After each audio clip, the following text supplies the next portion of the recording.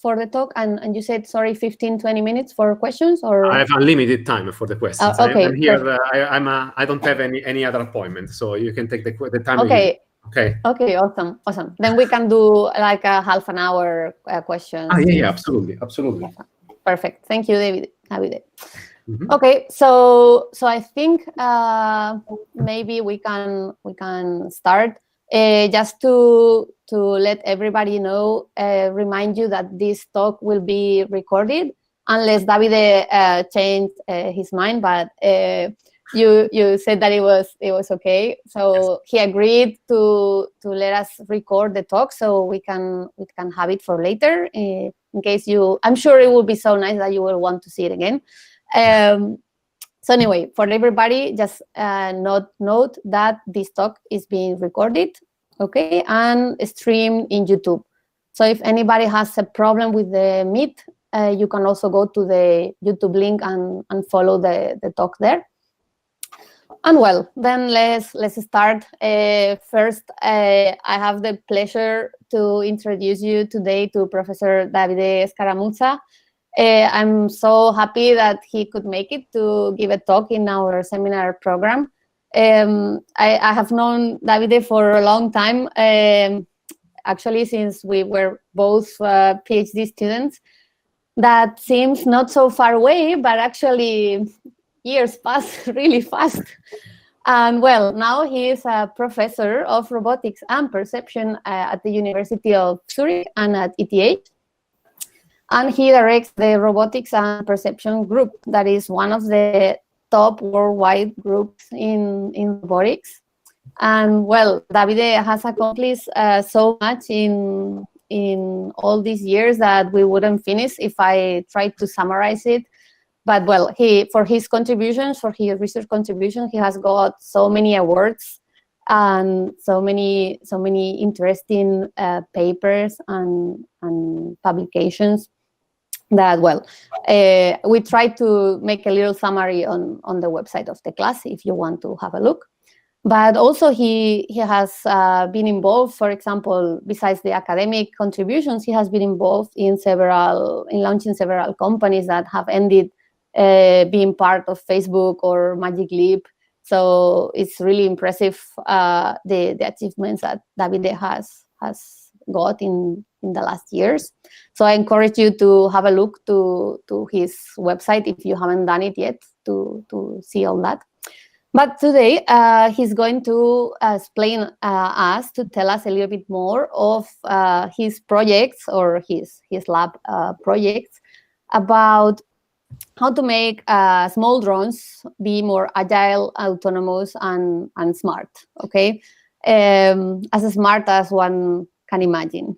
So Davide, as I said, my pleasure and the pleasure of everyone in the group to have you here today, whenever you want.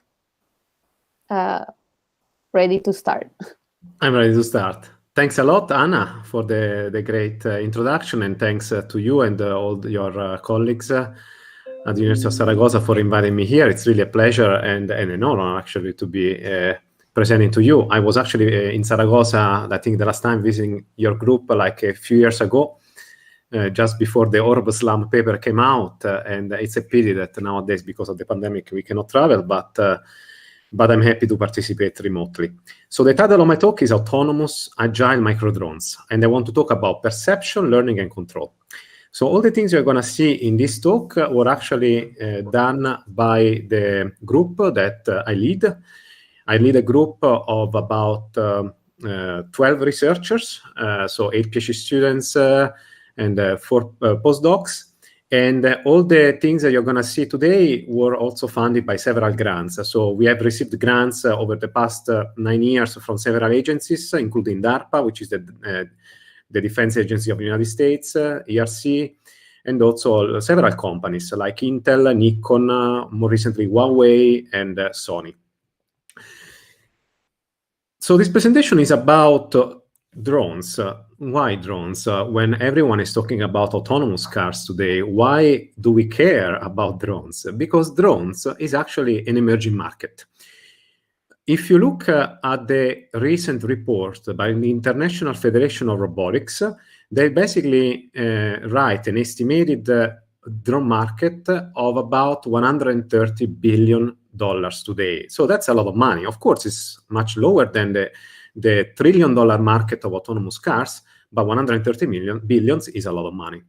So drones are an emerging market, and if you're interested in the most profitable markets, these four, inspection, agriculture, transportation, and search and rescue, are the most profitable. And here on the right, you can see how much they're worth. So for example, infrastructure inspection, which means using drones for inspecting bridges, power lines, oil platform, it's worth 45 billion.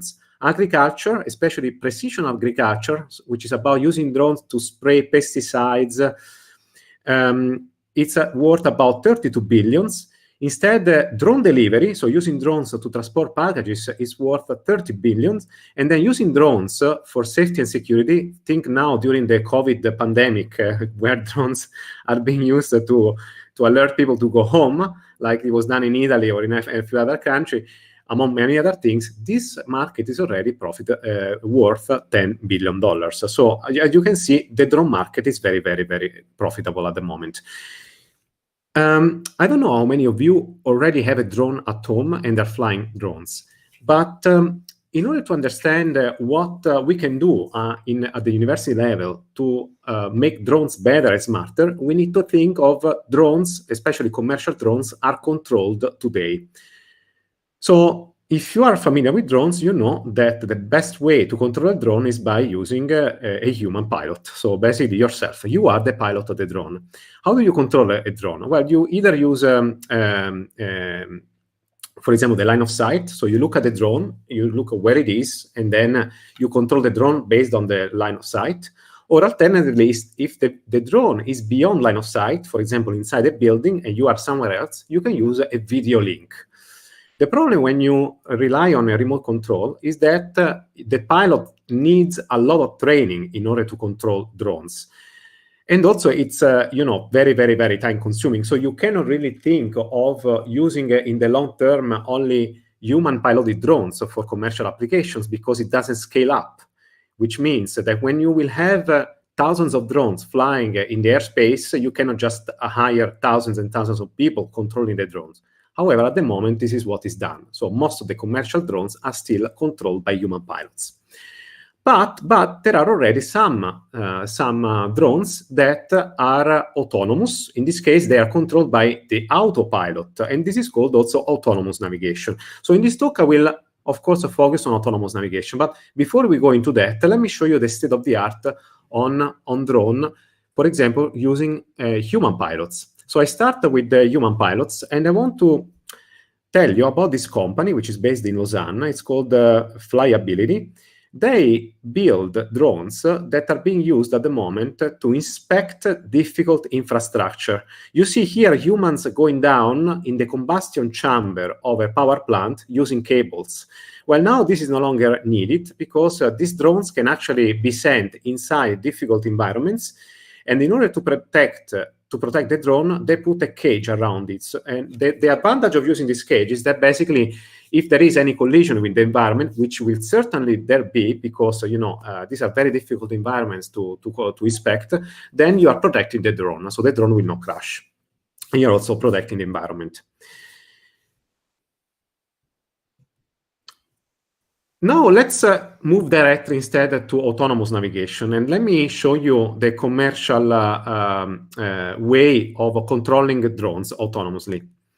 So what you see in this video is an autonomous drone built by the company called SenseFly, which is part of Parrot. It's one of the world's largest drone companies that basically uses GPS to pilot drones. So the drone can fly long trajectories, like several dozens of kilometers, and then they use an onboard camera to build a map of the environment. Now, the main application of this drone technology is for 3D terrain mapping and remote sensing. So you can also install infrared cameras on the drone, and the drone will be able to detect the status of the agricultural field. Now, this drone, though, is based on GPS, and that's actually what all commercial drones nowadays use. So they only use GPS. So if you think of the drones that are being used in Rwanda or in Switzerland to transport blood samples, they all use GPS. But now, the problem is, what if GPS is obstructed or just not available? So any of you who has used TomTom or Garmin or just Google Map knows that when you are at low altitude, especially in a car, and you are basically navigating in between buildings, the GPS coverage is not very good. And this is because basically some satellites are obstructed by the buildings. This problem is called multipath problem, and basically can cause up to 100 meters of error. Okay, so even outdoors in low altitude, GPS can be problematic. But how do you navigate indoors instead? Well, indoors, there is actually not even GPS available, which makes everything even more crucial. So the question then is, how can drones navigate autonomously without GPS? So here we can borrow the solution from autonomous cars. Now, autonomous cars have been around, at least in California, for about 12 years, and they've been using for all these years LiDARs, which are basically laser scanners. So already there are companies, and I want to mention this one by Vijay Kumar in Philadelphia, where basically it's called Exim Technologies. They put a Velodyne LiDAR on the drone that can basically help the drone build a map of the environment. And then the drone will localize with respect to this map, know therefore where it is, so that they can basically follow a given route in order to reach the goal. This technology is very well known as a simultaneous localization and mapping. And basically the map is built using a LiDAR. Now, what is the problem with LiDARs? Well, it's written here on the left. The first problem with LiDARs is that they are super expensive, just way too expensive. So this LiDAR costs $10,000. So you can already imagine that how much the drone will cost you. The second problem is a LiDAR is actually still very heavy. So this LiDAR is about 1 kilogram in weight.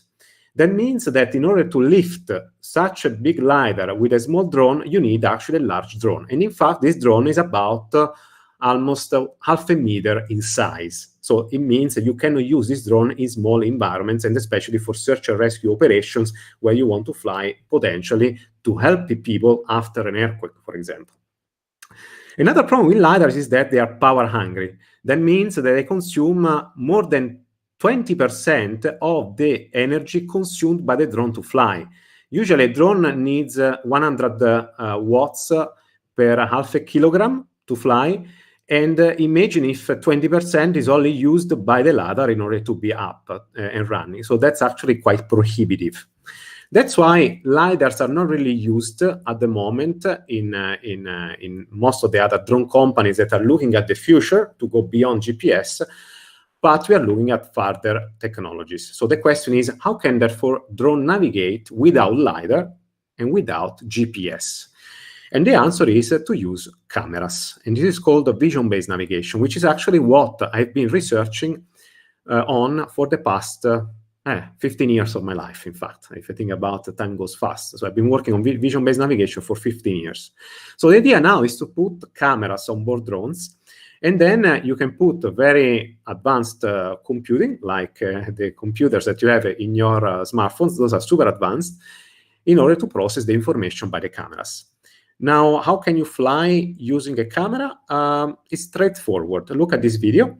Here you see a drone that is just hovering on the spot, and then my student disturbed the drone, and the drone goes back to the initial position. This is possible because basically, look now at the top right image. Here you see the onboard image of the drone.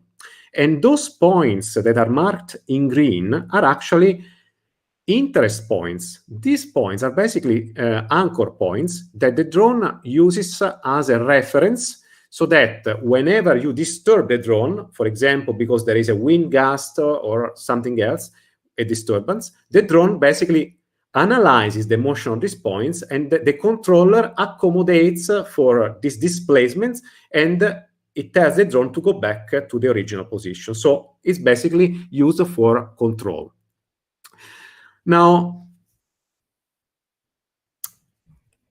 And now we are going to enter the core of my presentation. So I've been working on this technology now for 15 years, but I've been working on a vision-based autonomous drone navigation for about 10 years.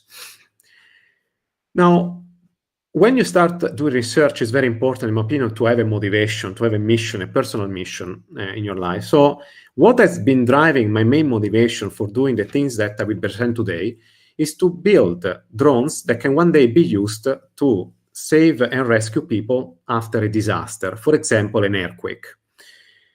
I want to do this for two reasons. First of all, I'm Italian and I come from the center of Italy, and my region has been hardly affected by earthquakes over the past century.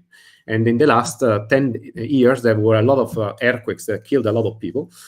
And if you think about all these search and rescue operations, today, they are still done with human drone pilots. So there is a firefighter that has been trained to fly drones, and then the drone is commanded using a video link. So there is a camera that transmits the video stream to the pilot, and then the pilot enters the building, it explores the building, it looks for survivors, and then once the drone comes out, then they can localize where the victims are with respect to a blueprint of the building, and then tell the firefighters where to go first in order to prioritize their actions. So because there, every minute that you waste can mean, people that will die more. Now, it is not feasible to think that all search and rescue operations should be done always hiring human pilots, because this requires skilled pilots. But there is another problem. Navigating in these environments is very, very hard, even for human pilots. Therefore, if we had a drone that could actually fly more efficiently than a human flies, it could actually accomplish more in the limited battery time. Think about it. Drones can only fly for 20 to 30 minutes. So if you push their speed, they can cover longer distances. So that's why now, in the past few years, I've been working on agile drone navigation, which aims to make drones basically flying autonomously faster than they've been doing until now. And one day, ideally, faster even than human pilots. What has been the progress on autonomous vision-based flight over the past 10 years? So the first demonstration of autonomous goal-directed navigation of drones with onboard cameras and computation was actually done in the European project S-Fly, which actually I was fortunate to coordinate. And that's the video that you see on the top left corner of this slide. Here you see a drone that is actually autonomous, but it's super slow. It's slow like a snail, like a turtle, super slow. It was moving like at 5 centimeters per second. And this was actually the very first flight demonstration where we did. And in order to secure the drone, in case something would go wrong, we had to use a fishing rod. So there was a small cable preventing the drone to fly away in case something went wrong. Also, what we didn't have 10 years ago was an advanced onboard computer. So basically, we relied on a USB cable that was connecting the onboard camera with a laptop that is basically situated on the floor of this building. And the USB cable was 20 meters long. So, of course, nowadays it's unthinkable, something like that, but we were doing this 10 years ago, only 10 years ago. Then what happened 5 years later? 5 years later, DARPA organized the first DARPA program. So DARPA is the biggest defense advanced research project agency of the United States of America. And they usually are known for working on very advanced projects, research projects. And basically, they launched a program called FLA, which stands for Fast Lightweight Autonomy Program, which was the first DARPA program to investigate the use of onboard cameras and computation to let drones navigate autonomously. And here you see a video where our drone actually is exploring the surrounding of a building and then entering a building looking for a target. Here, the drone is flying using 3 cameras, an inertial measurement unit, and an Intel NUC onboard processor. So this was a long project that took 3 years to complete, from 2015 to 2018. And basically also what we demonstrated was the first high-speed flight in the wild, meaning outside of the lab conditions. What does it mean high speed? In this case, high speed was more than 10 meters per second. So we could fly at 36 kilometers per hour, however, with not too many obstacles. Where are we today? Today, it's 2020, and I'm happy to say that all these technologies can now be found, at least up to a certain point, in some products. So there are some drones, like the Skydio drones, the DJI drones, that implement already computer vision on board. They can run simultaneous localization and mapping. They can run, for example, person detection and tracking, and more, all using only onboard cameras and computation. And actually, to tell you more, there is even a Mars helicopter that has been sent to Mars a few months ago. It's now en route to Mars. It's supposed to land in February 2021. It's going to feature an onboard camera and inertial measurement unit, and is supposed to do the first out-of-Earth autonomous navigation. It will only last for 90 seconds, but it will be the first technology demonstration of a drones flying out of our planet. At this point, you can ask, okay, but what's next? It seems that, over the past 10 years, there has been a lot of already push, and already some of these research results can be found in some companies. So what's next? I think that the next challenge for us, academics, but also industry, is to make autonomous drones fly as good or even better than human pilots are today. Indeed, if you look at the performance of autonomous drones today, this is still very far from human pilots in terms of speed, versatility, and robustness. So human pilots are capable of flying in very harsh conditions, like in the video that you see here. This drone is controlled by a human pilot. So pilots can push the speed a lot, up to 180 kilometers per hour, and they can even work with motion blur, and even considering the latencies involved in flying this object. By the way, there are 200 milliseconds of latency involved in this thing. This is because the human brain is capable of making decisions much faster than a machine. And this raises the question, can we one day build an alpha pilot? Alpha means, the ideal pilot, that can fly drones as good or even better than human pilots? Actually, this is both my dream and also the goal of my research lab. And if we are successful, I hope that one day we will be able to demonstrate a drone that can beat the best human pilot at the drone competition, or even perform acrobatic maneuvers, but more importantly, perform an autonomous search and rescue operation as fast as possible. At this point, you may ask, why do we care about making drones fly agile? Why do we care about making drones so fast? Well, if drones can fly faster, they will be able to cover longer distances. Currently, in fact, drones have very limited battery life, so they can only fly for 10-20 minutes, which restricts their use in many applications. In fact, by making them faster, they will be able to fly longer distances in the same time, which is crucial for applications that are very, very important to us all today, which are, for example, search and rescue, delivery, and inspection tasks. But another reason why we care about making drones fly fast is because flying fast is a really difficult problem to solve, because it raises fundamental challenges for robotics research in terms of perception, planning, and control. And I think that our goal as a community is to always push the limits.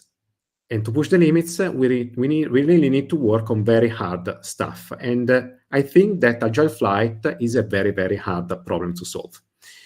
And so in my lab, we are actually trying to push the limits on vision-based autonomous navigation of drones. And we want to do this in the next at least 10 years. So because there are many challenges to solve.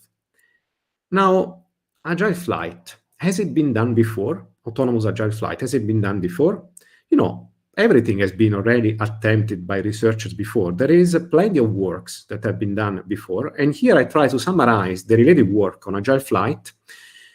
And I plot it in two axes, speed or agility on the x-axis and prior knowledge on the vertical axis. For example, maybe some of you that have been longer in robotics will remember, there is this paper by Peter Abil in 2010 that together with Andrew Ng from Stanford, they demonstrated the first drone, actually a helicopter that was able to do multiple flips autonomously using reinforcement learning, by the way. However, it was not completely autonomous. They were actually using GPS, so they were using external sensors. Also, there is work done by Bry et al., the founder of Skydio, which was actually using LiDARs. And more, if you look now at the bottom left, instead there are these works. Now, these works, they actually use all onboard sensors and especially cameras, but as you can see, they are not that agile. And that's a little bit the problem at the moment. So there is a big gap between, agility and prior knowledge. If you rely on external sensors like GPS or motion tracking systems like Vicon, then you will be able to perform very high agile maneuvers.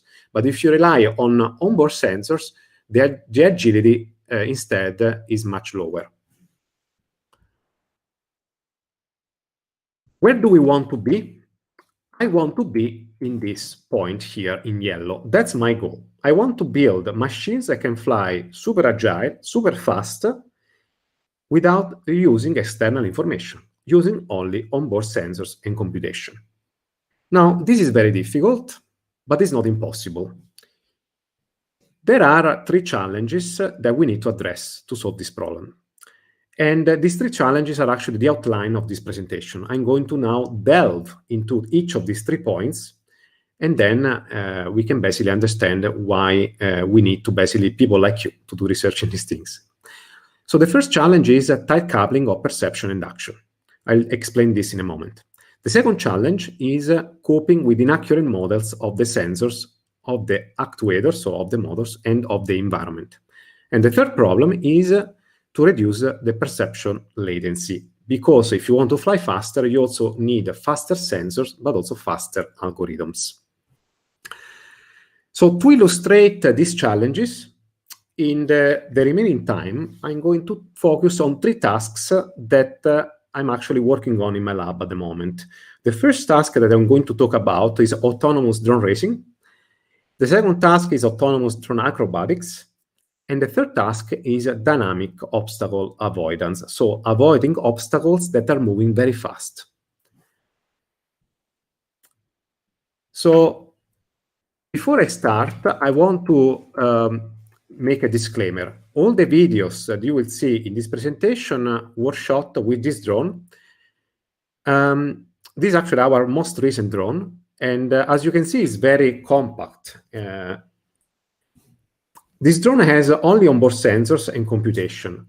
The main sensor is a camera and an inertial sensor. If you're interested, we are actually using an real sense camera, which is very good, very well calibrated, very good quality camera, and IMU. So for onboard vision experiments, this is one of the best. And then for processing, we are actually at the moment using NVIDIA Jetson boards. We are using either the TX2 or the Jetson Nano, but we are using basically NVIDIA GPUs because they are super powerful. And we are using these GPUs not just for running SLAM algorithms, simultaneous localization and mapping, but also to run neural network. So we can do actually neural network inference up to 50 Hertz on board these GPUs.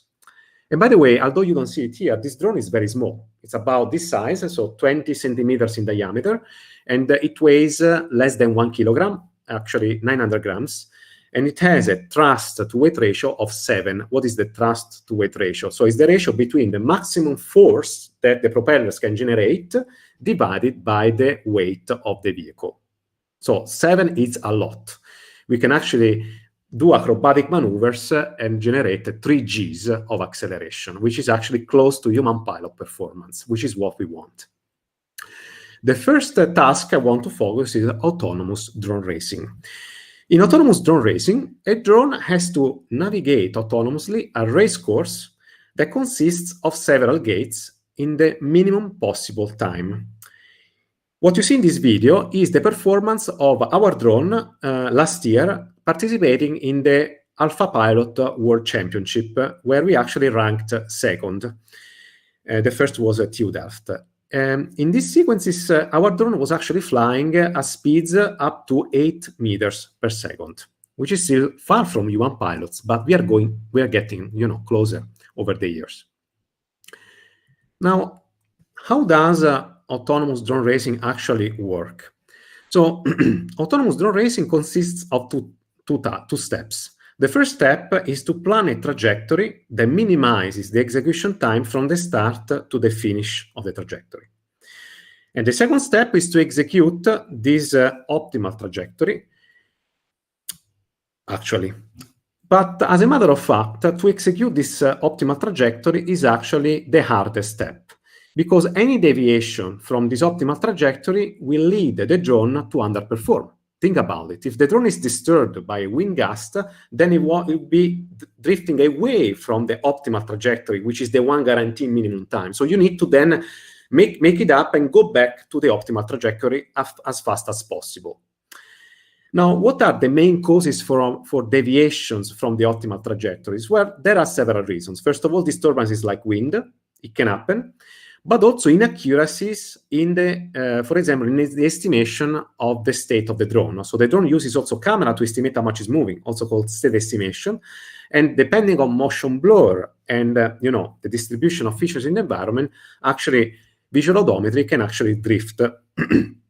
But there are other problems. For example, you are relying on a model of the motors, but when you are approaching the limits of the motors, then the motors can saturate, and in this case, you then lose completely, the linear performance that you would expect the motor to actually operate at, and therefore, the result is unpredictable. And because of this, we then do something to correct for these deviations, which is to constantly couple perception and action. What does it mean? So to understand what it means to couple perception and action, look at this animation. Imagine that the drone is flying towards the next gate, and now there is a problem. For example, there is a disturbance, or the visual inertial odometry drifts away, and then the drone suddenly is no longer looking at the gate, but is looking somewhere else. So how do you cope with this problem? The solution is to generate a new trajectory called path planning that will make sure that the drone again faces the gate as quickly as possible. Now, in order to do this, it means that you need to generate perception-aware trajectories. So these are trajectories that take into account the perception constraints. For example, that you want to guarantee that the camera is always facing at the next gate, and also you want to guarantee that there is not much motion blur in the camera image. Now, how do you plan perception-aware trajectories? Now, what state-of-the-art usually was doing is to generate trajectories without taking into account the perception constraints. Now, when you include perception constraints, though, this becomes complicated to do using sampling-based approaches. That's why we are using actually optimization-based approaches like model predictive control. In model predictive control, you basically solve the planning problem as an optimization problem with certain constraints. You have action constraints, and you have, in this case, perception constraints.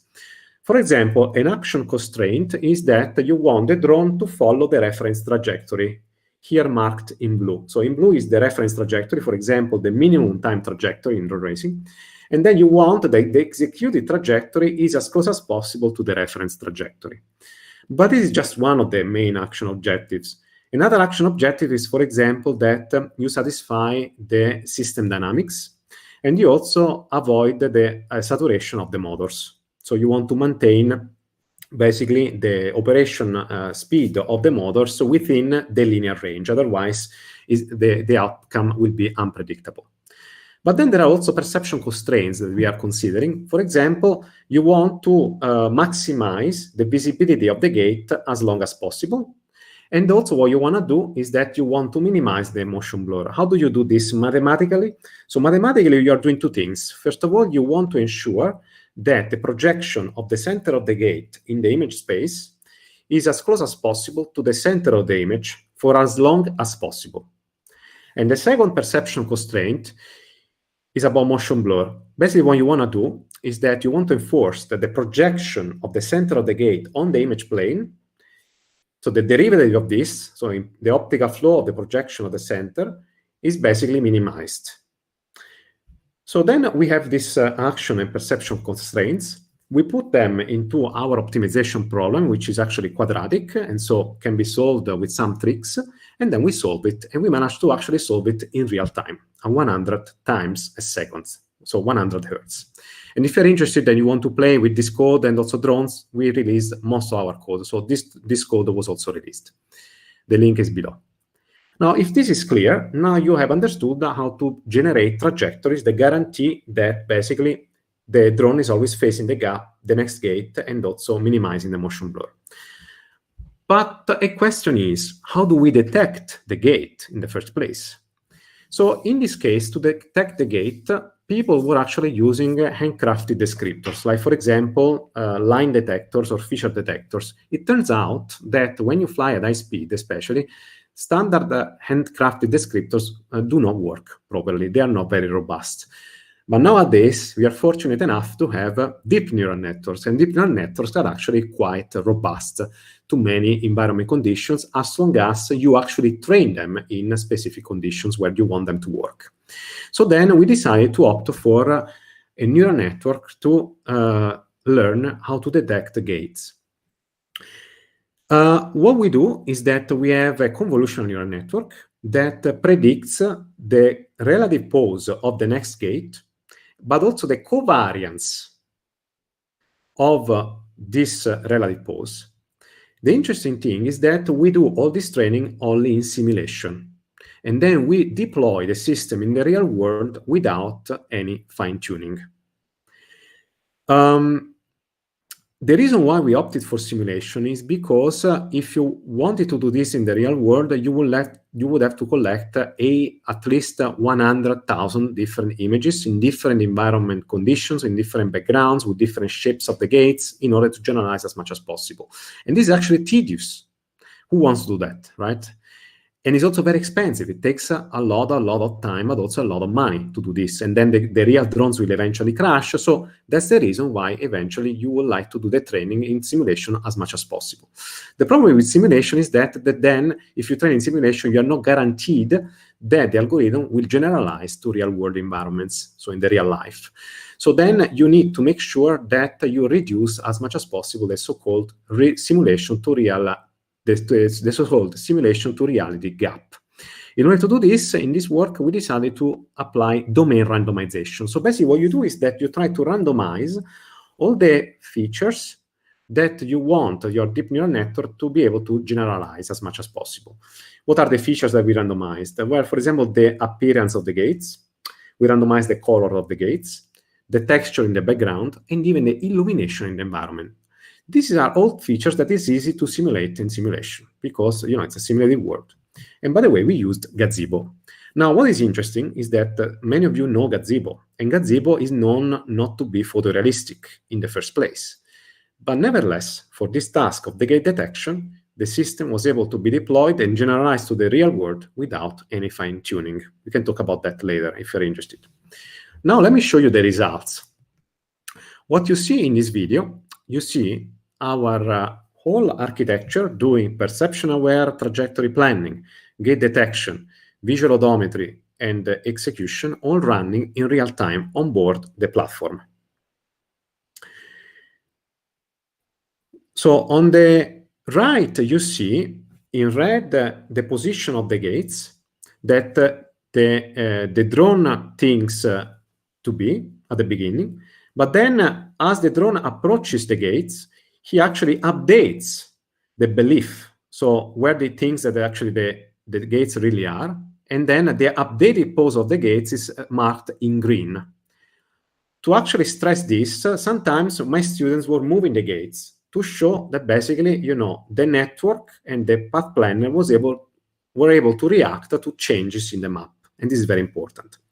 What you see in purple, in violet, is actually the output uncertainty by the network. So the network, remember, is predicting both the relative pose of the next gate as well as the covariance, so the uncertainty about the relative pose.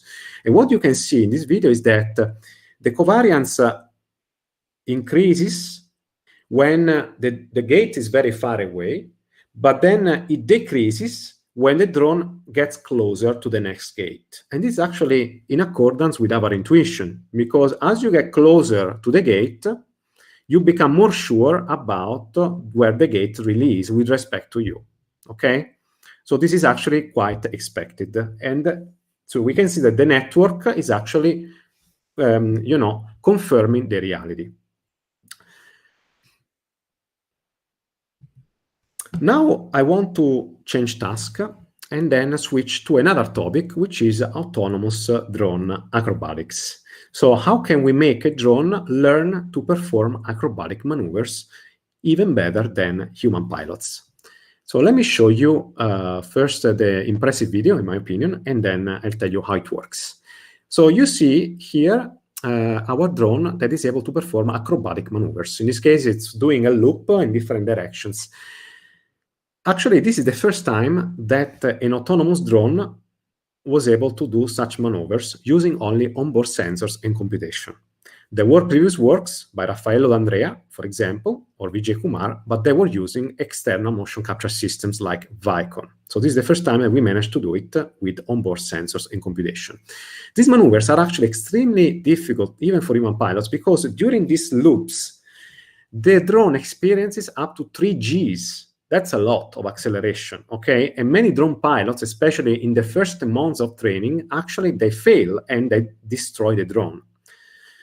So here, actually, we managed to do this very robustly, and you will learn later that our success rate was 100%. Now, how does it work? So the traditional way to control the drone is this one here. So you give as input images, inertial measurement units, and the reference trajectory. Then this information is fed to a module called state estimation that basically does a visual inertial odometry. The output of the visual inertial odometry goes into the motion planning module that basically, based on the information about where the drone thinks to be, it will generate a trajectory to reach a certain goal. The goal can be a given waypoint or to stay as close as possible to the reference trajectory. The output trajectory is then fed to the low-level controller that then controls and outputs directly the body rates and thrust. These are basically the 4 control commands or the 4 joystick commands that are basically sent to the motors in order to tell the drone how to execute this trajectory. Okay, now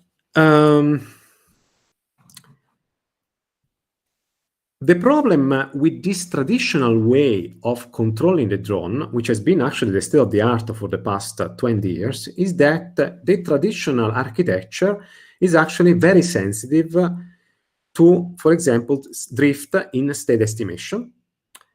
Also, it requires a lot of tuning of the control gains, especially at high speeds.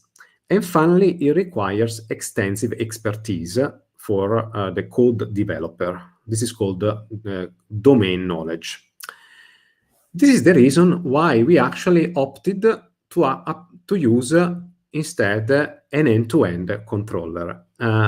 So in contrast then to the classical approach, which basically separates state estimation, planning, and control, we actually opted for an end-to-end neural network that maps directly images, inertial sensors, and the reference trajectory directly into control commands. We do this because we wanted to achieve higher robustness than done using the traditional control planning state estimation architecture. And later I will show you that actually the quantitative results that confirm what I'm saying now. So our neural network maps directly images, inertial measurements, and the reference trajectories directly to control commands. As you will see, the learn policy actually happens to be more robust than the actual controller traditional architecture. Now, because of what I told you before, we also here opted to do the training exclusively in simulation and then deploy it to the real world.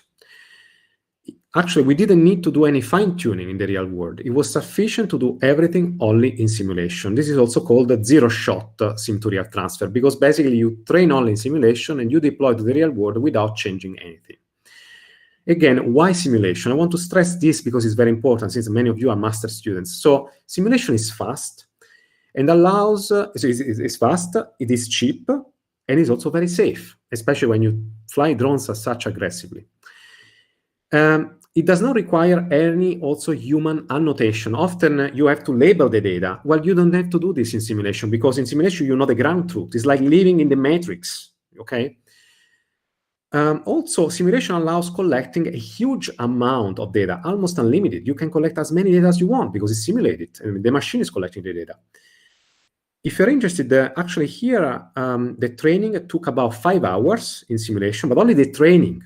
Once the training was completed and was deployed then on the real world drone, the inference only takes 20 milliseconds. That's major. So the algorithm that we have trained in simulation runs at 50 Hertz on board. 50 times update a second. That's pretty fast. I would like to stress on the importance to train in simulation one more time. Because if there is another way to train a drone, which is by demonstration. And that's the way people were doing in the past, training from demonstration. The problem is that if you do training in demonstration, then the problem is that the performance will be bounded by the performance of the human pilot. So if you learn from a bad pilot, you will learn to perform badly. If instead you learn from a very good pilot, you will only imitate a very good pilot, but you won't be able to do better than the very good pilot. That's a key issue. The problem with training in simulation is that there is no guarantee that the policy trained in simulation will then work in the real world. This is because a simulation and reality are still different. This is called, as I said before, simulation to reality gap. And it's due to the fact that we don't live in this matrix world. So this therefore makes it necessary to ask a question. What representation is best for reducing this simulation to reality gap? Should we train the network only from raw image pixels, or should we train on intermediate representations that are basically obtained by post-processing the images? So we already have the answer to this question. The answer was given by the group of Vlad and Colton at Intel, where basically in this paper published in Science Robotics last year, they show that at the current state of the art, end-to-end approaches that directly learn from intermediate representations are much better than learning approaches that are trained on raw image pixels. And basically what they show is that neural networks that are fed with intermediate representations, I'll tell you later which representations, can actually do much better. Indeed, they can transfer better to the real world. They even achieve a higher performance and generalize to previously unseen environments. So they generalize better than if you were training them on raw image pixels. So this is the reason why in our work we decided to opt for intermediate representation. So at this point, you may wonder, what is this intermediate representation you're talking about, that to reduce the simulation to reality gap in drone acrobatics? The answer is we use feature tracks. And I'll tell you this in a moment. So the standard way to reduce the simulation to reality gap is to make the simulation as realistic as possible, not just in photorealism, but also in physics simulation, so simulating the physics, okay? Now, in our case, for drone acrobatics, we have already a very good simulator of the physics, but we didn't want to rely on photorealism because, it's quite demanding from a computation point of view. So what we did is that we did a study in order to find out which representation would transfer better, and we found that feature tracks allow us to reduce very much the simulation to reality gap. So apparently feature tracks appear similar in the real world, and this is independent of whatever sceneries the drone will actually fly in. So they were able to generalize to different unseen environments, to different real-world environments, and even to different physical drones. And now we go to the details of the neural network. Now, one particular challenge of our end-to-end neural network is that the sensory input, so in this case the feature tracks, the initial measurements, arrive at different frequencies. So the images are coming at 50 Hertz, and the IMU arrives at 1 kilohertz. So to cope with this, we proposed an asynchronous architecture that can basically process these inputs asynchronously, so at different times. So what do we feed to the network? So we feed feature tracks. Basically, like we take the last 10 frames and the positions of the features, fast corners in these last 10 frames. Then we feed unbiased, integrated, inertial measured positions. So we take basically the inertial measurement from the IMU. We integrate them, we unbias them. Okay, and that's the other feature we use. And then we feed the trajectory reference that we want to follow. Then what we do is that at a constant frequency, we take the newest batch of these 3 streams, and then we encode it using temporal convolutions. And then we concatenate these temporal convolutions, and we feed them to a multi-layer perceptron. And the multi-layer perceptron then outputs the control commands. These 4 parameters you see, which are basically the body rates and the thrust vector of the drone. What do we use for supervision? Remember, we are training in simulation. We need to provide supervision. So here we use for supervision a model predictive controller. So we use a standard model-based model predictive controller, which is basically the supervisor, so the expert teacher. And then as a loss, we minimize a cost function that depends on the control commands. So basically what we want to enforce is that the output control commands predicted by the network is as close as possible to the control commands output by the model predictive controller. Okay, so we build a cost function, which is basically trying to minimize the sum of squared errors, so square residuals. Let's go to the fun part. Let's try to now show the results. So we then deployed this in the real world, and we decided to deploy it in drone acrobatic maneuvers. And we picked 3 very challenging maneuvers that are considered challenging by the Drone Racing League Association. This is the World Association for Drone Racing. They list a catalog of 25 trajectories, and we picked the most challenging ones, which are called power loop, barrel roll, multi-loop, and combo, actually 4 trajectories. So these loops, they look similar if you look at the pictures, but actually they are not, in the sense that in one of them, for example, the drone is moving backward. Actually, going backward is difficult for a human, but it turns out to be as easy as the other loops for a machine. In the other 2 loops, instead, the drone is flipping around different axes, maybe the x-axis or the y-axis. And then the combo trajectory basically is the combination of all these three trajectories in one. So it's a longer trajectory than the other ones.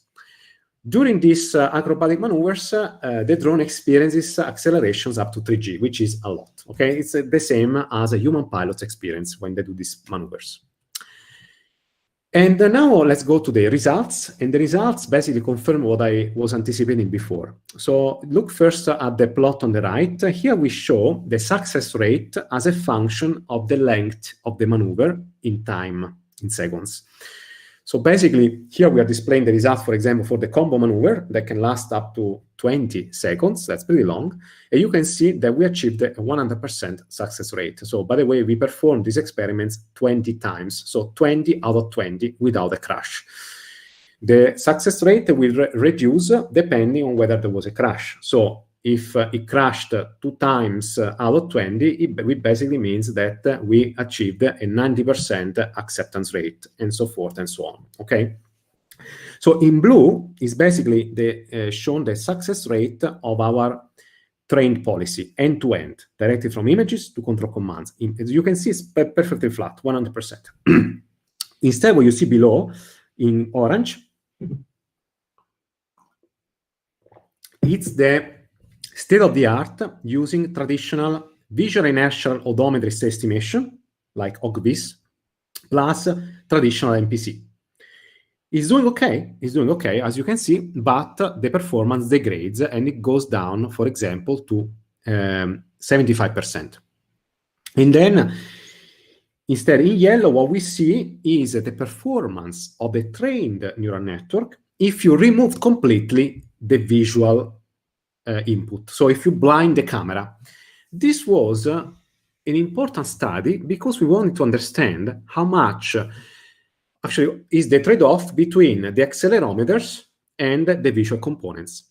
And what we found out is actually that the visual components plays a role, so it's more crucial for longer maneuvers than for shorter maneuvers. So actually for shorter maneuvers, the IMUs are still okay, as long as you have a very large accelerations. So in general, in conclusion, we can say that the end-to-end controller achieves a performance which is 25% better than the state-of-the-art traditional model-based controller, relying on both the model-based controller and the model-based VIO. On the left, you see instead, for example, how close we are to the ideal trajectory, so to the reference trajectory, and you can see that the blue ones, it's flatter, because, of course, we are able to stay closer to the reference trajectory than we would if we were using, for example, the state-of-the-art traditional model-based architecture. So here, then, again, the video results. So using then these sensory abstractions in the form of feature tracks, we were able to generalize from the simulation to reality, both in indoor real environments as well as in outdoor real environments, and also to different physical drones. We actually tested it on 2 drones. I would like to add that thanks to this learn controller, our drone achieved an agility like never before. So we were never able to perform these agile maneuvers before, and indeed it was able to fly maneuvers that were challenging even for human pilots. What are the main takeaways of this research? So these are the following ones. So far, I presented 2 tasks. One was autonomous drone racing, and then autonomous drone acrobatics, which relied on different approaches. In autonomous drone racing, we were using a model-based controller and a learning-based gap detector. While instead, in acrobatic maneuvers, we were using only a learning-based controller. So what are the pros and cons of learning-based controller versus non-learning-based controller? So, in contrast to model-based approaches, learning-based approaches are more robust to drift in state estimation, do not require any tuning, and are very easy to code. On the other side, though, they offer very poor generalization and are difficult to interpret. So, to understand which decisions is a neural network making in order to arrive to those conclusions. And that's at the moment the biggest problem, if you want, in machine learning. However, what I think the future should do is to basically combine model-based and learning-based approaches, because you can take advantage of the benefits of these two. We can talk about this, if you want, in the question session. I want to now move for the remaining 5 minutes of this presentation to the remaining task, which is dynamic obstacle avoidance. So basically, remember the 3 challenges. We examined the first 2 challenges. Now, the third challenge is how can we reduce the latencies?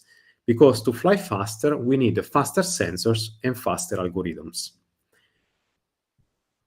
So the past 60 years of research in computer vision and robotics has been devoted to standard frame-based cameras. But I argue that they are not good enough. This is because standard cameras suffer from high latency, which depends on the exposure time of the camera. In indoor-like conditions, for example, the exposure time can be over hundreds of milliseconds, so the images appear very blurry, like this image of the London telephone cabin. And this exposure time can actually greatly limit the achievable agility of a drone. Another problem with standard cameras is that they have a very low dynamic range. So when they face a very bright light source, like the sunlight in the field of view of the camera, well, they actually causes a lot of pixels to saturate. Of course, you can reduce this problem of low dynamic range by taking multiple exposure time images, but then the problem is then that you are increasing the latency of your system. And that's what actually detrimental for agile maneuvers.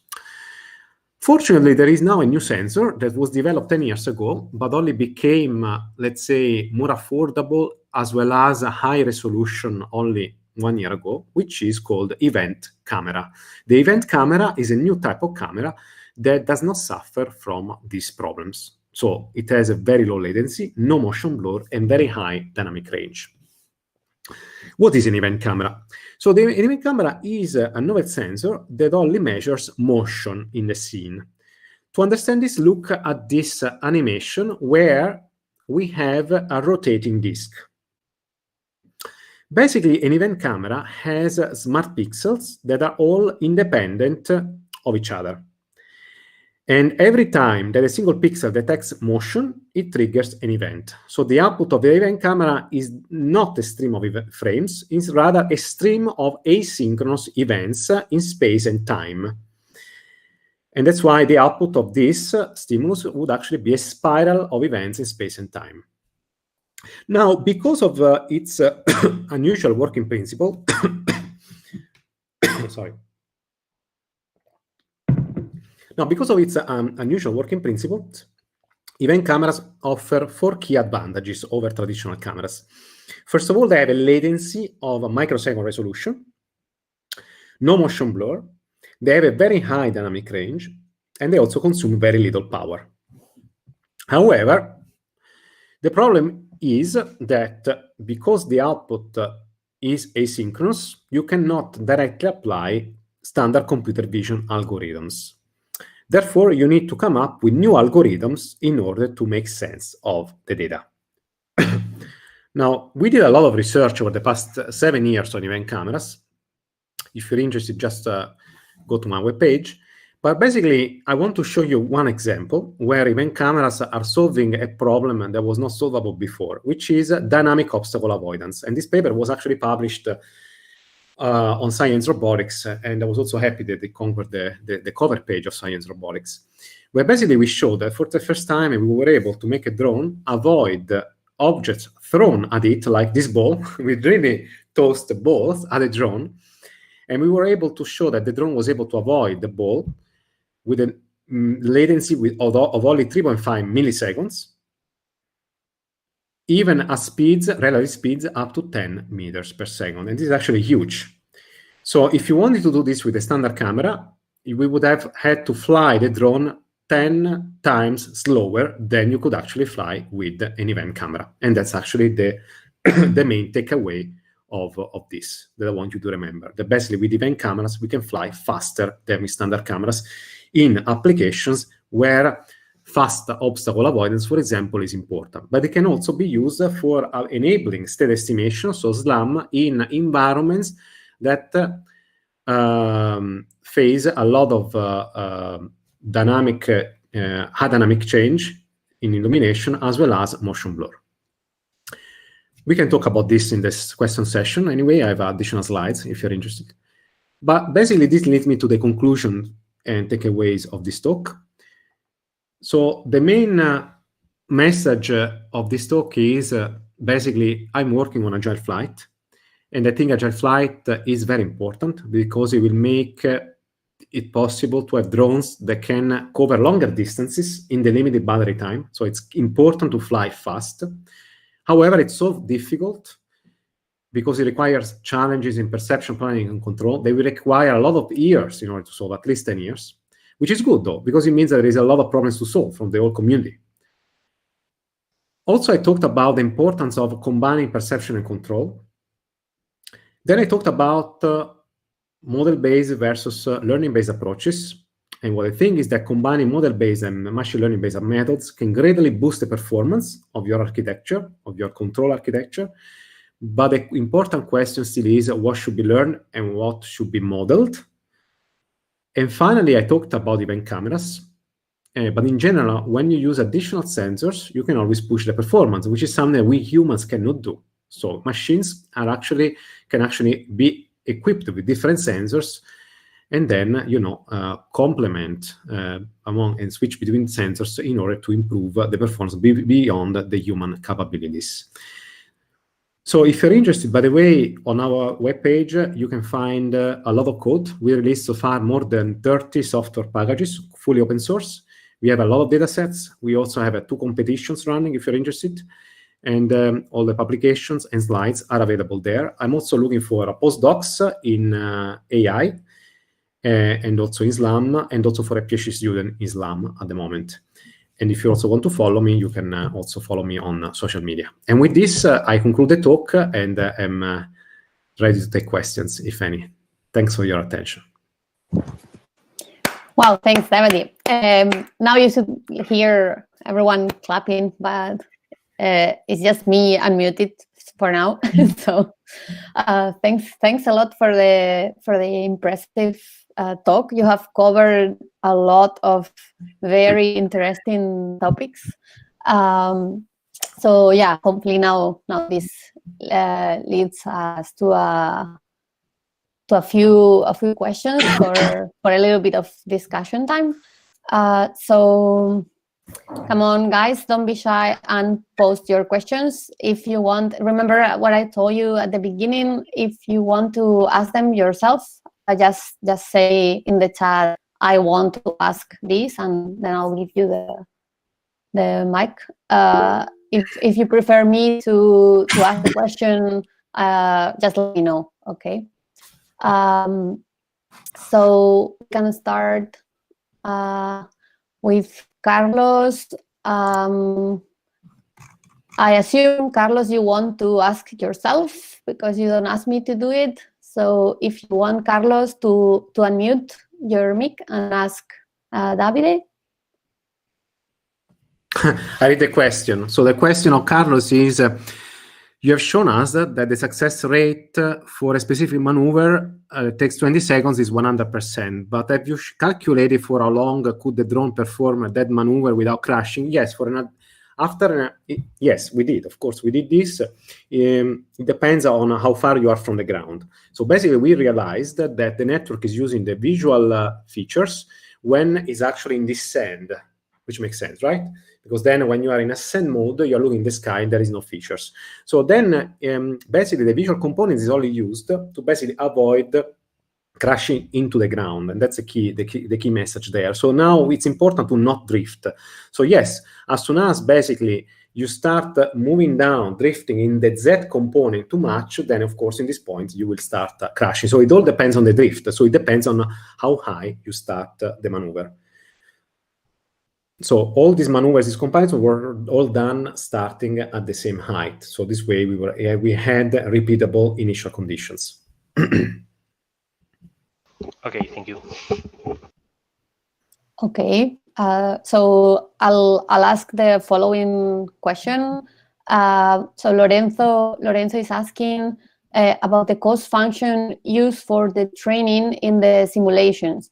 He asks, if you use the correct control commands to calculate the error, where do you get those correct commands? If you already have them, why do you need the perception? And remember, well, you can read the thank you comments that people is also leaving there for you. So the question is, where do you get the correct commands? Remember, we are training in simulation. So basically, we have the correct control command, the ground truth control commands that do not exist in the real world from the simulation. So in the simulation, you don't even need a network because everything is simulated. We live in a perfect world.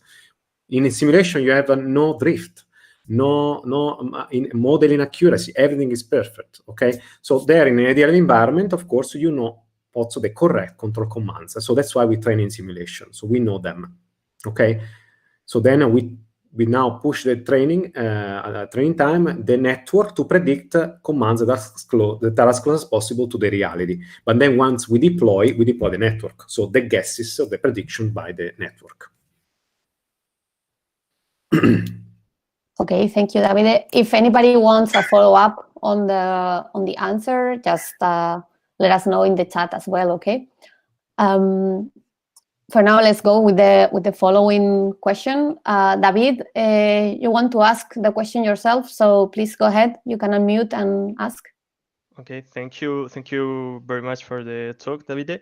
I have actually many questions because it's a really interesting topic, but I will reduce myself to two. One is about the drone racing control. You talked that the network used for it showed the uncertainty. Is it? I guess that the neural network is modeling some kind of Gaussian process that we recently studied and so on. Has it been studied analytically, or? And this is the question. How do we regress the covariance? We regress the covariance using this loss. Actually, this has been done in 1993, so we didn't do anything special here. Basically, for the mean, we are minimizing the error between the ground truth position, between the error between the ground truth center of the gate and the one predicted by the network. And for the covariance loss, we are assuming that everything is Gaussian process. So basically, you are maximizing the log of the probability of observing that. It means you are maximizing the probability of observing that. And basically, you are minimizing basically the exponent of that, right? So basically, we do exactly this. We minimize this in this case. We don't have an error there, but we are minimizing basically this loss. Okay, thank you. The other one is about linking between the drone racing and the acrobatics, because for the deep acrobatics, you said that you used an intermediate representation instead of the images, but in the drone racing, you talked about the problems in acquiring traditional computer vision features and so on. So is it possible to use those intermediate representations for training the drone racing in simulation? Okay, I think I get your question. Let me rephrase the question to make sure I understand. You are saying, in the autonomous drone racing work, I was talking about the need of using a deep neural network because handcrafted descriptors are not robust enough. But now you say, in contrast, in the acrobatic maneuvers, you are actually training on intermediate representations that are obtained by standard model-based approaches. That's right. Yes, we use that. You are totally right. Standard model-based feature trackers like KLT, so Lucas Canada trackers, are not perfect, but they're still very good. So that's the reason why we adopted them. They are still very good. At least we have control on everything that is happening there. So actually, we didn't see any problem with the Lucas Canada tracker. And that's the reason we just deployed it out of the box. It's true nowadays there are a lot of learned feature trackers. You could also use that. Honestly, we didn't think too much about that because it worked. The KLT tracker worked out of the box, so it was able to basically allow us to accomplish the thing. But I agree with you that depending on some type of environments, maybe where you have a lot of motion blur, then learned feature trackers are actually better, and there already are several ones like Superglue, for example, that came out as this year, better than state of the art. We took this one; it was available. We also reduced the training time. Actually, that was actually one of the main reasons, because we wanted to focus only on training the control pipeline. Okay. But you are totally right. There is no reason why not to use a learned feature tracker. Okay, but here it doesn't change the conclusion or the takeaway of a story, which is training on intermediate representations is better than training on raw image pixels. Okay, thank you very much. Thanks, Davide. We are not going to give you a break. We have a lot of questions here. So, Rodrigo, you want to go ahead and ask another question? Sure, thank you. And thanks, Professor Scaramuzza, for this wonderful talk. My first question is regarding replicability of the experiments. I mean, one of the most difficult problems in robotics experiments is to replicate the experiment itself. So I wonder how good replicability the experiment in your laboratory have. I mean, particularly when working with drones, the drones will always crash and etc. So how good is the replicability in your laboratory, and what advice do you have for us when replicating or when trying to make a test bench for experiments? Yeah, it's a very, very good question. Reproducibility or replicability is the main issue of modern days, especially in robotics that has a large disparity between theory and practice, right? So yeah, reproducibility in the lab is feasible.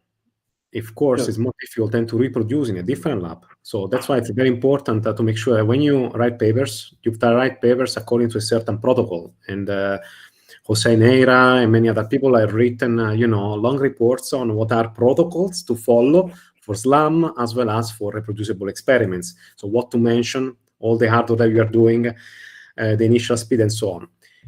Nowadays, though, the best way to allow reproducibility is to use simulators. Simulators are getting so mature, so accurate, both in physics and in photorealisms, then there you can actually reproduce the experiment with the same identical initial conditions. That's very important. However, you must be using the same simulator as the other authors, and you have to make sure that the other authors have released not just the code, but that they have released the models, meaning the initial conditions as well. So it's important to have exact simulators, and also, that you release as well as the initial conditions. About that, I want to say that we have recently released the Flightmare simulator.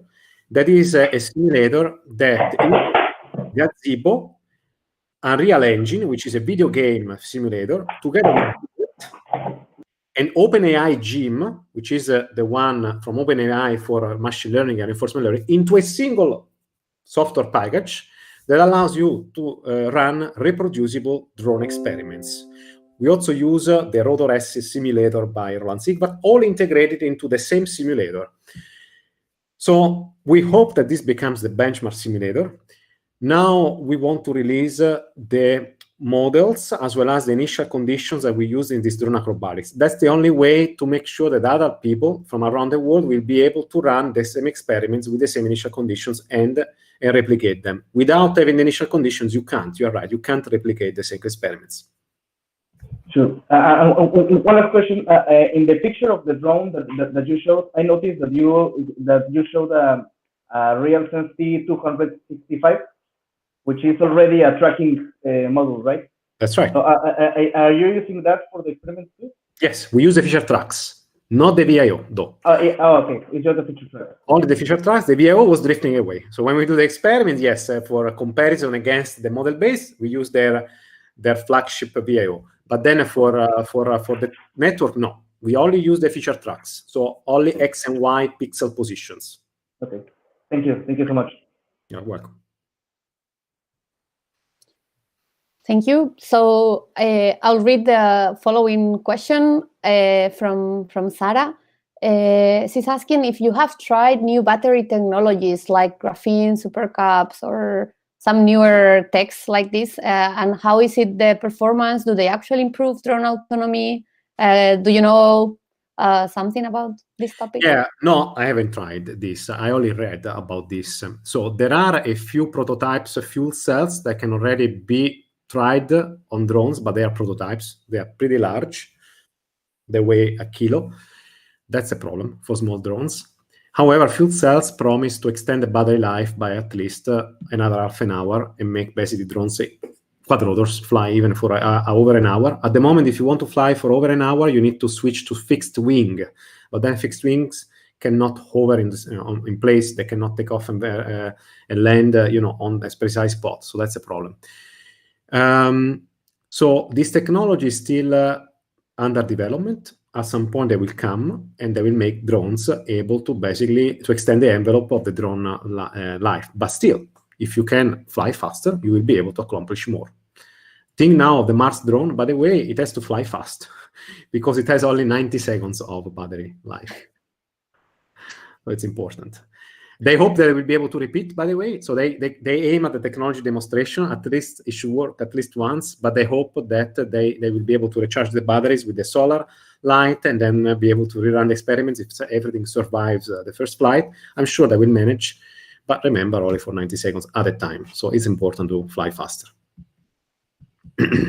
That's definitely an extreme example, yeah, of speed required.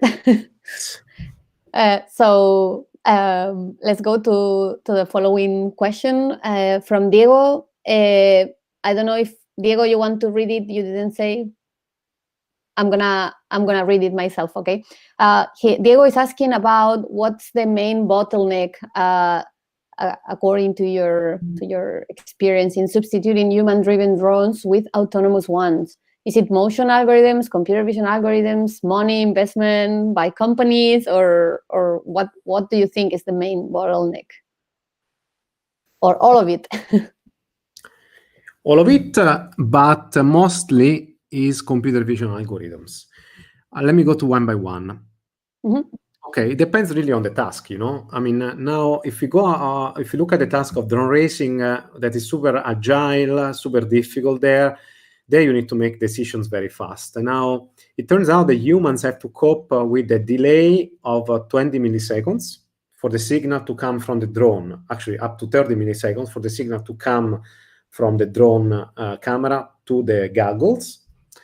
Now, the brain is slow. Our human brain is slow. It takes up to 200 milliseconds, minimum 180 milliseconds, to process the last image and then send this to the joystick commands, and then another 30 milliseconds to send this. Still, there is no machine. There is no autonomous machine that could beat a human pilot, as demonstrated in the first Alpha Pilot World Championship last year, where still the human pilot was 7 seconds ahead of the machine. And this reason, I think, is because humans are better at making decisions faster and make sense of data much more efficiently than our computer vision algorithms today. Humans are also using the foveal mechanism, where basically you focus the attention where it only makes sense to focus. You are also using the gates that can jump in a few milliseconds from one corner to the other one. And you are doing this subconsciously. Actually, you know, the prefrontal cortex is doing that, so you don't even think, so it's not conscious. We don't have this still running on algorithms. There is the promise of event cameras for that, because event cameras are bio-inspired. They work by mimicking the principle of the human eye, and in principle, you can even go faster than the human microsaccadic movements. Motion estimation, state estimation. It is true that state estimation drifts.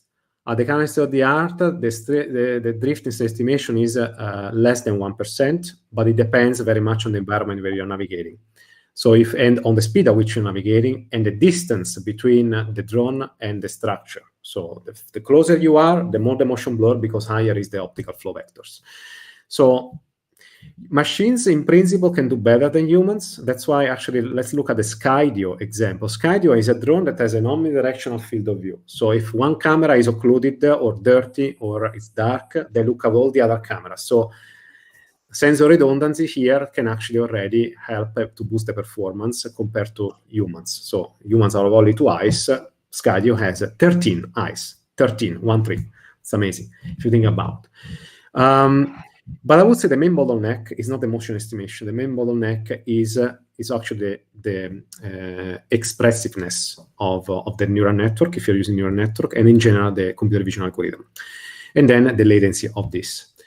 The other thing about motion planning is very important. At the moment, when you fly these trajectories, you need to take into account the perception constraints. So you want to fly towards the next gate, because if you don't see the gate, you're not going to pass through it. And we humans do this automatically. So when you pass through the door, you look at the door, you don't look at the window, right? This is actually, you know, in robotics, this was not done much. You know, we have had in robotics for 20 years, you should work on active vision. But then often people were not really, focusing on the active component of the perception-aware component of path planning. They were only planning trajectories in the space without taking perceptual constraints into account.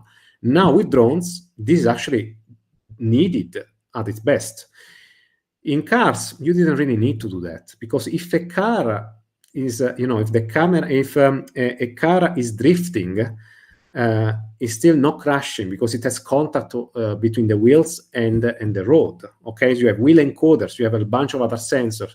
With drones, it's much more prominent to do instead perception-aware trajectory planning for different reasons, not just because you want to pass through the gate, you want to focus on the gate, but also because you need to only fixate the features for visual odometry that are important for the controller. Because if you want to fly over an area without texture, forget about it. So you need to basically orientate the camera towards where there are more texture.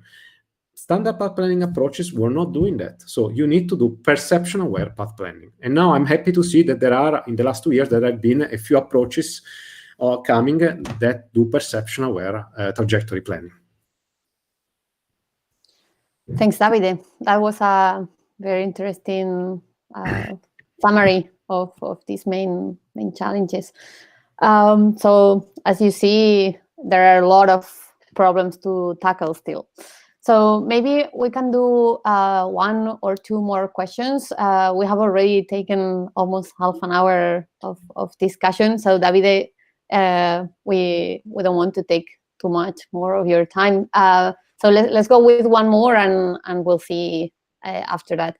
Tomas is asking about the type of sensors. So he's asking, light variance on outdoor environments has a great impact on standard cameras' performance.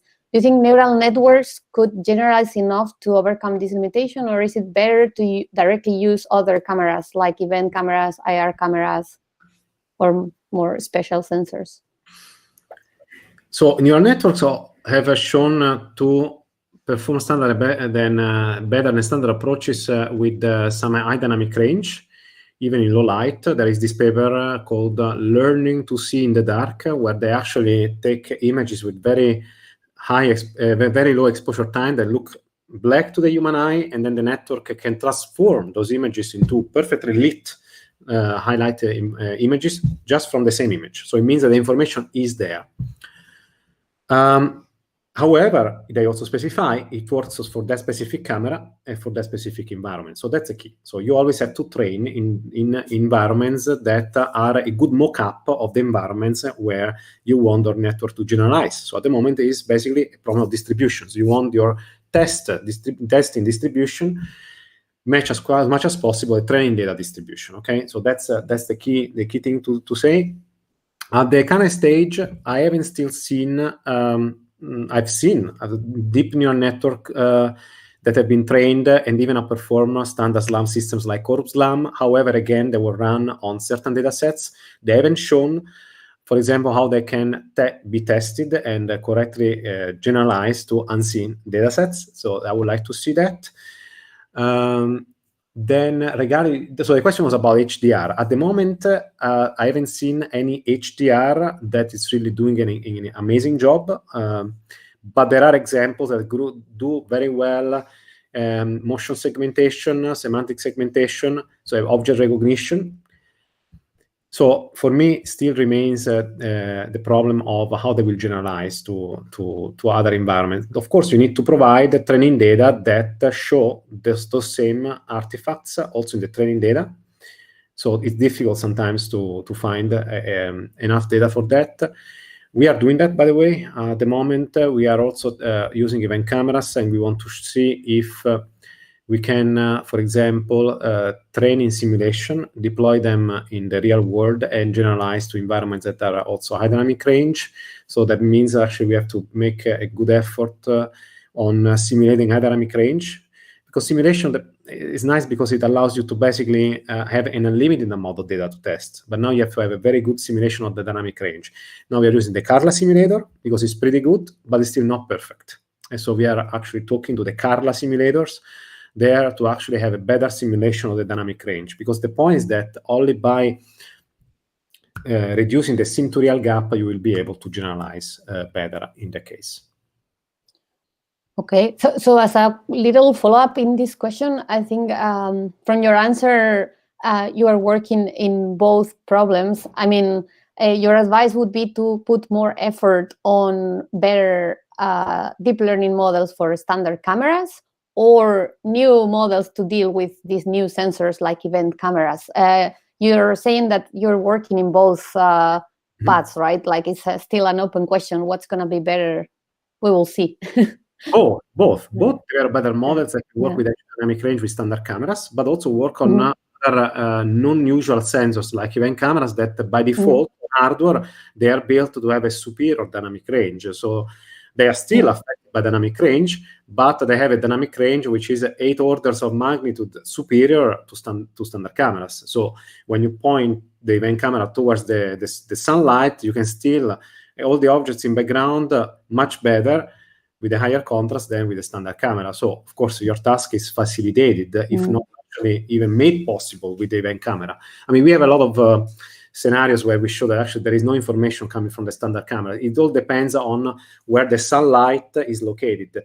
I was taking a test drive at Google Waymo last year, and they did a test drive at 7 p.m. during the sunset, and the car had to stop 3 times during the 10 minutes of drive because the cameras and the lidars were basically fooled by the low sun angle. You know, the sun was interfering with the pixels and with the lidar, so there is still a long way there. Limitations, yeah. So okay, so maybe to end, we can take the following question because it's related to what you mentioned to be your personal motivation for this work that is related to these search and rescue applications. So Pilar is asking about event cameras. If you think are like, I understand the question, if they are the key or if they should be used in this type of applications. Is that what you have in mind, that this sensor could be key in these search and rescue applications? You still see my slides? Yes. We can see them. Yeah. I show you this video. In this video, we do SLAM using an event camera and we compare it with a standard camera. In this video, you will see basically that my student is spinning the camera on a leash, like a cowboy. The leash is actually the USB cable of the camera. On the top left, you will see the standard camera, which is motion blur and low dynamic range. So you can't extract features and track them. On the top right video, instead, you can see the output of an event camera, which is very sharp. It is different, but it's very sharp. So you can extract features, you can track them, and use them for SLAM. And at the bottom, you see the reconstructed trajectory. So this is something that you can only do with standard cameras. We show in the paper, Ultimate SLAM, that basically with the addition of an event camera, you can get a boost of performance up to 85% better in accuracy than with standard frame-based camera SLAM in environments, especially with the high dynamic range and motion blur. Talking about that dynamic range, I want to show you this other video where you see a drone now moving autonomously in a circle in my lab. And at the bottom, you see both a standard camera SLAM and an event camera SLAM. So I'm running the video now. I turn off the light, and you can see that the standard camera image becomes dark, so you cannot do anything. While in the event camera frame, there is still sufficient light that is enough to trigger corners and allow the corner detector to work. So that's why I think there is promise in using event cameras. Now we just started a collaboration with NASA, JPL, to explore the feasibility of event cameras for the next Mars helicopter, especially because of the high dynamic range that helicopters will face on Mars. But also we launched a competition last year. So we released a dataset called the UZH FPV drone racing dataset. It was collected for visual inertial odometry and SLAM. It contains IMUs, stereo standard cameras, an event camera, and ground truth from a LiDAR. We recorded this long data sets with a drone flown by a professional pilot, And we want to challenge all of the researchers around the world, all master students, PhD students. That's why we just published the leaderboard. So it's similar to Kitty. I'm announcing it publicly right now, actually, and then I will also share it on social media. We have now a leaderboard. You can submit your algorithm and see how you rank compared to other algorithms. So far, the best were OCVIS by Stefan Lodenegger. We had also Vince Mono by Xiaozhe Shen, OpenVince by Paul Wang and Sergio Zoumeliotis, also the one running in Google Tango. But just now, like this week, some people submitted results using a neural network, and they outperformed all of the other three. Wow. But the path still to reduce the error is still long. Remember before I told you that the state-of-the-art drift in standard VIO is 1%? Well, it depends on the speed. For high speed like this one, if it's still in the ballpark of 7%. So there is still a room for improvement. That's why we are running every year an annual workshop where we invite the winner of the competition of each edition to present. So now at IROS, at the workshop I'm organizing next Monday, we're inviting the winner of this competition this year. We also have money prize. If you have a performance that falls below 2%, you're going to win $2,000. It's written there. Okay, so there's some motivation in there. Okay, so thanks a lot, Davide. So people, here you have some idea to work on your projects for during the masters this year. Okay, of course also for PhD students, but some of the master students are now picking topics to work on. So here you have a good motivation for one. Okay, so I think we could keep going. I myself have a lot of questions I will always want to ask you, but let's leave them for some other time. Thanks a lot. You can ask still another question. There is no problem for me. Okay, if you're happy with one more question, let's go with the student questions. I'll feel bad to take the advantage there. So let's do one more since Davide still has some time and voice. So Victor is asking, as you mentioned, one of the main problems of the learn-based methods is that we cannot currently know why the neural network is making a particular set of decisions. For example, you tried occluding the camera of the drones, performing acrobatics to check how this affects the results. What is the importance of understanding these decisions, and what other experiments could be done to get more detailed information of the decision-making process? Okay, this is now out of my field of expertise to be able to answer the question. I mean, there are, ways that you can do to figure out what the network is doing, like masking. So you can basically mask different parts of the image to see to which part the network is actually responding to. There is a dropout also that can be done in that. And there are many other things that honestly I'm not an expert of. I would say, so the other question was, why is this important? Well, it is important for certification. So at some point, if you need to certify a computer vision algorithm that has to decide, for example, whether the system should be deployed on a real drone, then you have to understand the underlying decision-making process. Of course, in robotics, this may be less of an issue now because the robots out there, like cars and drones, are not really doing a high-level decision-making. However, they will be doing if they are deployed on a war field. And they already are if you ask a neural network to tell you whether your recent MRI scan shows traces of a breast cancer. So there are researches that are being done to understand what decisions the neural network is making that lead him to decide whether this person has cancer or not. And in order to, and they showed in a study at the New York University Hospital that actually the AI doctor was outperforming the human doctor. However, the AI doctor could not justify, so explain the decision making process. So how basically it arrived to those conclusions. So that's basically what now the real experts on deep learning, mathematicians of deep learning, are now trying to understand. Yeah, definitely this explainable AI is a very, very hot topic as well. Yeah. So Davide, and maybe if you have time, one more question. I feel bad the students keep posting questions. Yes, sure. So let's go with Sophia's question. She's first thanking you very much for the presentation and asking about the dynamic collision avoidance. We haven't talked much about this in the questions so far. She's asking, did you consider a model of the environment, a probabilistic graph or cell decomposition, for example, for the path planning?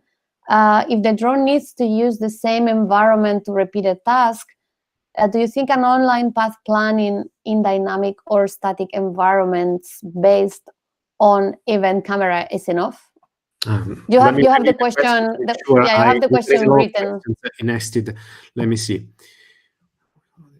You have it in the chat. Yeah, it's one of the last questions. Sophia. Okay, the first question is, did you consider a model of the environment using probabilistic graph or cell decompositions? Actually, neither of them. So it's totally reactive.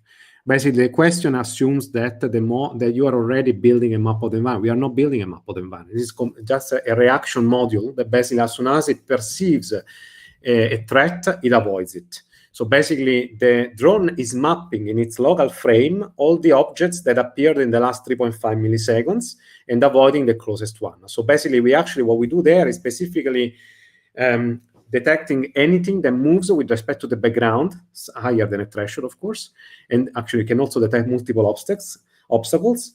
And then we compute the position with respect to the body frame, as well as the speed in the local body frame.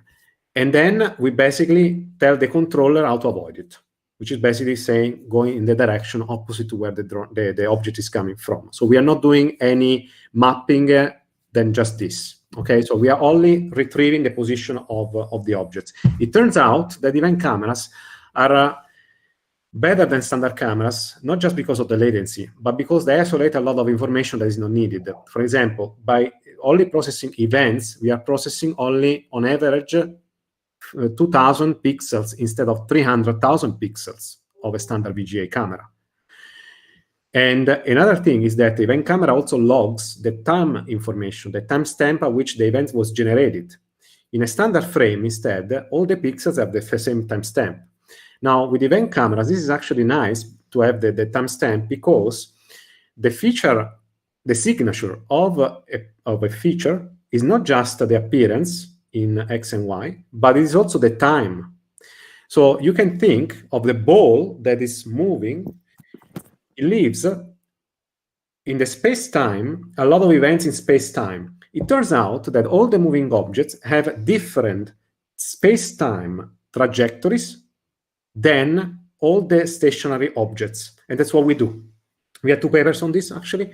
In the Science Robotics paper, we deploy a model-based approach that basically does a time histogram analysis, so very standard pattern recognition, to isolate the events triggered by the moving objects and distinguish them from the stationary background. In another paper published at ICRA 2020 this year, instead we deploy a neural network that learns basically to recognize moving objects from the space-time directly. Okay. Julio is saying that we have some question in the... Oh, sorry. You think an online path planning in dynamic or static environment based on event camera is enough? So here there was no path planning. There is just, we just say, basically move suddenly all in. We actually do bang control, where basically you set a waypoint at a given distance, and then you extract the controller to reach it at the fastest speed. It's like a step response. So no path planning. Okay, thank you for the... Planning, instead, for path planning, typically we use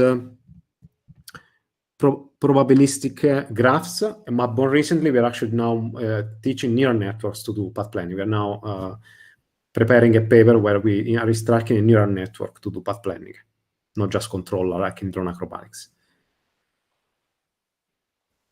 Okay, thank you for the answer. I lost the...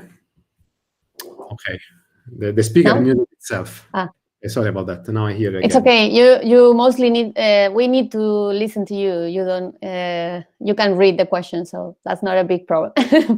Well, Julio is saying that we have some questions also in the YouTube channel Yes, there's. So we give the chance to the YouTube attendees as well, just at least with one question. Julio, do you want to go ahead and ask? Jeff Salacorn, I think he's from KAIST. He asked, thanks for the great talk. I have a question for deep drone and acrobatic. If I'm not wrong, it looks like the drone used camera and point net to track the feature of for state estimation. This means that the algorithm must be able to extract interest points, but for acrobatic maneuver, drone must move fast and hence motion blurs occur. In this case, how can it track the feature point? Also, does it work in non-texture environments? Okay, so what is the first question? I don't understand. What is what is can you paste it maybe? I'm just going to copy paste the question here. Yeah. So it's going to be easier for you too. There you go.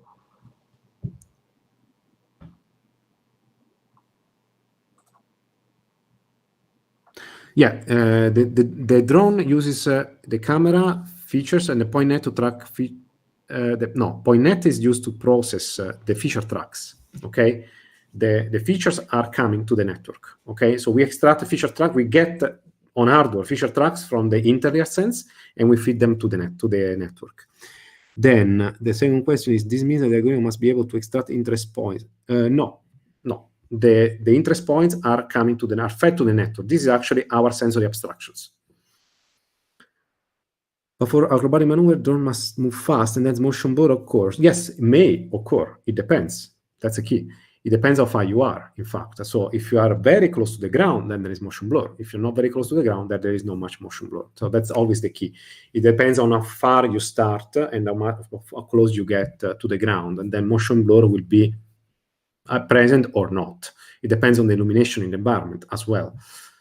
Usually with the 350 lux in the environment is okay with the motion blur. 10 milliseconds is still okay. 10 milliseconds exposure time means basically artificial office light in the evening. And 10 milliseconds, it means basically, you have to move really fast in those 10 milliseconds to have an optical flow vector that is larger than a pixel. So you can either shake the camera, but usually, for example, in the experiments that we did before, in order to observe motion blur, we dim the light even faster. Or alternatively, you are really flying very close, for example, to the gate or very close to the structure. But remember, it all depends on the speed, and especially at the ratio between the speed and the distance. So it's difficult to quantify at the beginning. Okay, it depends really on this ratio between speed and distance. In drone racing, motion blur is detrimental for VIO if you point the camera down. If you point the camera forward looking, it's already better. But what we do here is that we have the camera 45 degrees, so some things may be motion blur, but we also do perception of air trajectory planning. So we plan trajectories that also minimize motion blur. That's why we do it. In drone acrobatics, we don't do it. It was not. There was no motion blur. Okay. Thanks a lot for the answers, Davide.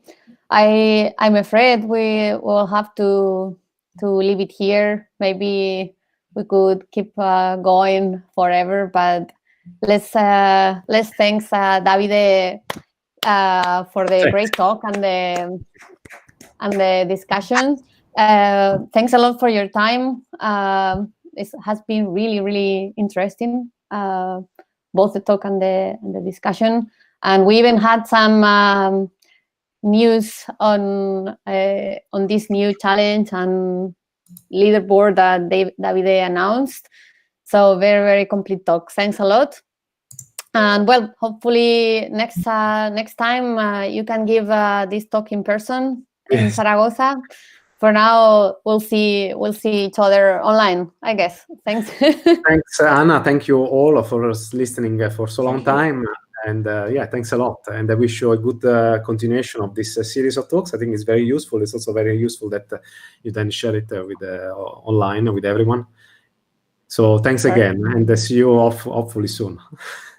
Thank you. Bye-bye. Have a great day. Bye, guys. Bye. Bye-bye. Thank you. Thank you so much. Bye. Bye. Thank you. Thank you. Bye.